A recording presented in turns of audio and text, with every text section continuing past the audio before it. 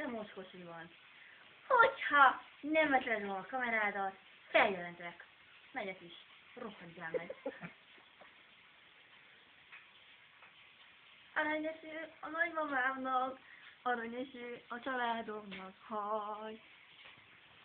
Hebe, hebe, hebe. Ennyi. Drága testvérem, idegságám van, ezért nem tudok nem mosolyogni. Nagyon szeretem a fast, mint például az újt, de tényleg megkuszulnának. Akár az újt már el is csúsztam tegnap, azért ilyen mereven.